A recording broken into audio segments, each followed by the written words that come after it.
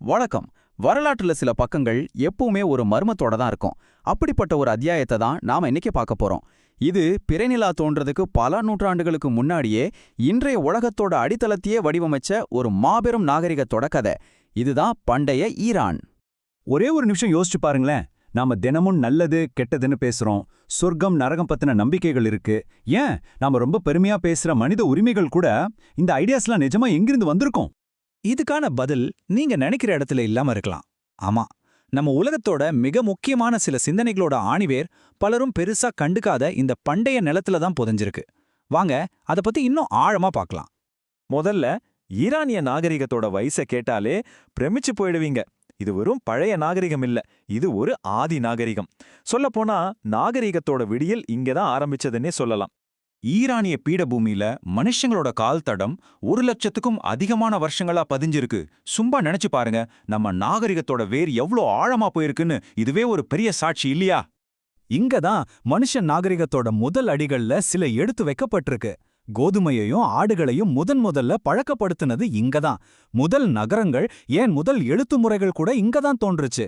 அவங்களோட கட்டிடக்கலை திறமைக்கு இந்த சோகா ஜான்பில் ஜிகுராட் இன்னைக்கும் ஒரு உன்னத சான்றா நிக்குது. இந்த ஒரு வரி போதும் ஈரானோட முக்கியத்துவத்தை புரிஞ்சிக்க. ஈரான்ங்கிறது வெறும் நிலப்பரப்பு இல்ல, அது 2000 வருஷத்துக்கும் மேல தொடர்ந்த ஒரு அரசு, ஒரு கலாச்சாரம், ஒரு பேரரசு. அதோட பிரிக்க முடியாத கதை தான் ஈரான். சரி, இப்போ அந்த பகுதியை மட்டும் இல்லாம ஒட்டுமொத்த உலகத்தையே மாத்தி அமைச்ச 4 பெரிய பேரரசுகளை பத்தி பார்க்கலாம். கிட்டத்தட்ட 1000 வருஷங்களுக்கு மேல 4 சக்தி வாய்ந்த வம்சங்கள் ஒன்னு பின்னால ஒன்னா ஈரானா ஆண்டாங்க. மீடியர்கள், அகாமனிட்கள், பார்த்தியர்கள், அப்புறம் சசானியர்கள். ஒவ்வொரு பேரரசும் அதுக்கு முன்னாடி இருந்த பேரரசோட தோள் மேல நின்னு தான் வளர்ந்துச்சு. இதுல மீடியர்கள் தான் முதல் ஈரானிய பேரரச செதுக்கின சிற்பிகள். அவங்க அன்னைக்கு சூப்பர் பவரா இருந்த அசீரிய பேரரசியே காலி பண்ணிட்டு தங்களுக்கு பின்னாடி வந்தவங்களுக்கு ஒரு வலுவான அடித்தளத்தை போட்டு கொடுத்தாங்க. அடுத்து வந்தது அகாமனிட்கள். மகா சைரஸ் மனுஷ வரலாற்றிலேயே முதல் உலக பேரரசை உருவாக்குனார். ஆனா அதோட ஸ்பெஷாலிட்டி அதோட சைஸ் இல்ல, அதோட சகிப்புத்தன்மை.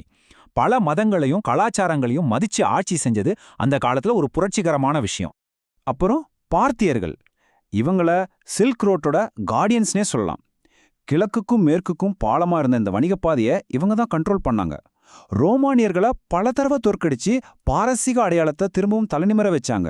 கடைசியா செசானியர்கள், இஸ்லாம் வரதுக்கு முன்னாடி இருந்த ஈரானோட உச்சகட்டம் இதுதான். இவங்க பைசாண்டியம் பேரரசுக்கு ஈக்குவலான போட்டியாளரா இருந்தாங்க. கலை, அறிவியல், தத்துவம்னு எல்லாத்துலயும் கொடிகட்டி பறந்தாங்க. சொல்லப்போனா இதுக்கு பிறகு வந்த இஸ்லாமிய பொற்காலத்துக்கான ஒரு அறிவு பட்டறையாவே இவங்க அரசு இருந்துச்சு. இந்த பேரரசுகளோட போர் வெற்றிகளை தாண்டி காலத்தால அழிக்க முடியாத சில பரிசுகளை இவங்க மனிதகுலத்துக்கே கொடுத்துருக்காங்க.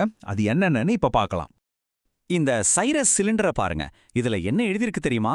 நாடு கடத்தப்பட்டவங்க அவங்க நாட்டுக்கு திரும்பலாம், அவங்க கடவுளரை வழிபடலான்னு சொல்லுது. இது எப்போ? கிட்டத்தட்ட 2500 வருஷத்துக்கு முன்னாடி.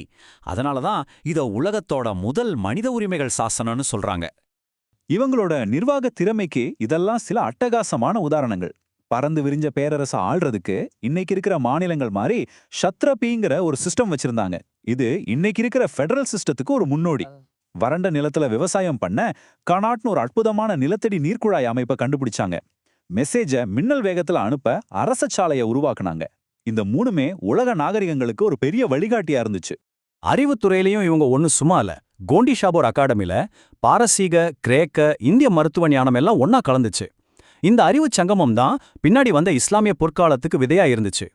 அவங்களோட பழம்பெரும் காவிய கதைகளை எல்லாம் பத்திரமா பாதுகாத்து அதுதான் பின்னாடி உலக இலக்கியத்தோட மணிமகுடங்கள்ல ஒன்னான ஷானாமேவா உருவாச்சு. இப்போ பண்டைய ஈரானோட மிக ஆழமான, மிக முக்கியமான பங்களிப்பை பத்தி பேச போறோம். அது அவங்களோட ஆன்மீகமும் தத்துவமும். சொராஷ்ட்ரியனிசம்.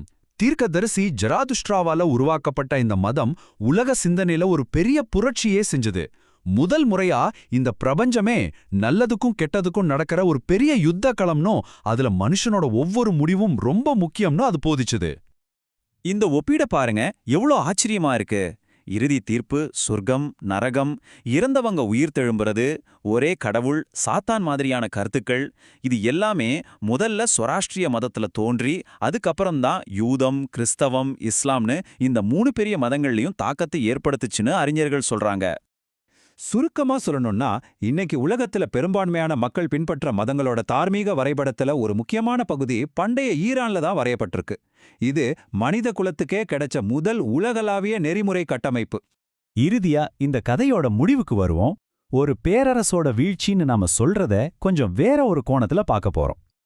ஆமா, கிபி 651ல அரபு படையெடுப்புகளால ஆயிரக்கணக்கான வருஷமா நீடிச்ச சசானிய பேரரசு முடிவுக்கு வந்தது. இது ஒரு வரலாற்று உண்மைதான். ஆனா கதை அதோட முடியல. அந்த பேரரசு முழுசா அழிஞ்சு போகல. அதுக்கு பதிலா அது உள்வாங்கப்பட்டு ஒரு புது வடிவத்தை எடுத்தது. அதாவது அது உருமாறியது. அது எப்படின்னு கேக்குறீங்களா? சசானிய பேரரசோட நிர்வாகிகள், மருத்துவர்கள், விஞ்ஞானிகள், தத்துவவாதிகள் இவங்க தான் புதுசா உருவான இஸ்லாமிய பேரரசோட நிர்வாகத்தையும் அறிவுலகத்தையும் கட்டமைச்சாங்க. அவங்களோட அறிவு தான் இஸ்லாமிய பொற்காலத்துக்கு ஒரு தீப்பந்தமா மாறுச்சு. ஆக பழைய பேரரசு வீழல, அது அடுத்த பெரிய நாகரிகத்துக்குள்ள கரைஞ்சு அதுக்கு ஒளியூட்டி இருக்கு. அதனால இந்த ஆய்வோட கடைசியில இந்த கேள்விதான் நிக்குது. பண்டைய ஈரான் மாதிரி இன்னைக்கு நம்ம உலகத்தை அமைதியா வடிவமைச்சுக்கிட்டு இருக்கிற, ஆனா நாம சுத்தமா மறந்து போன வேற என்னென்ன வரலாறுகள் இருக்கு? கொஞ்சம் யோசிச்சு பாருங்க.